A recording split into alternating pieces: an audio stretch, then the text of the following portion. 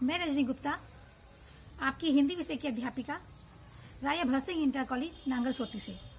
हाँ तो प्रिय बच्चों, कल हमने आपको अयोध्या सिंह उपाध्याय हरिऔध जी का जीवन परिचय समझाया था और मैं उम्मीद करती हूँ कि सभी को भली प्रकार समझ में आ गया होगा।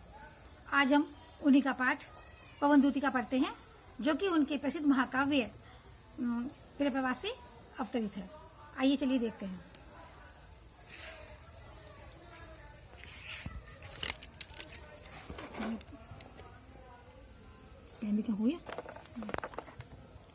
बैठी खिन्ना यक दिवस वे, घेर में थी अकेली, आके आंसू द्रग युगल में थे धरा को भिगोते, आई धीरे इस सदन में पुष्प सदगंध को ले, प्रातः वाली सुपवन इसी काल वातायनों से।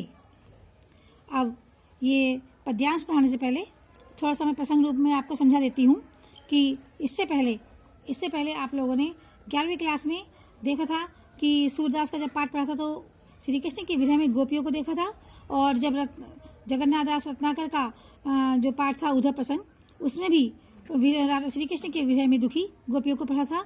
तो आज हम इस वाले पाठ में मतलब गोपियों को छोड़कर श्री जो राधा रानी जी हैं श्री कृष्ण के वियोग में दुखी देखेंगे, और केवल उन्हीं का ही विरह इसमें दिखाया गया है। चलिए देखते हैं। बैठी खिन्ना यक दिवस वे, घेर में थी अकेली। एक दिन, दिवस माने दिन, एक दिन अपने घर, घेर माने घर, अपने घर में राधा रानी जी उदास बैठी हुई थी, और उनके द्रग युगल माने दोनों आंखें, उनकी दोनों आंखों से आंसू निकलकर पृथ्वी को भिगो रहे थे।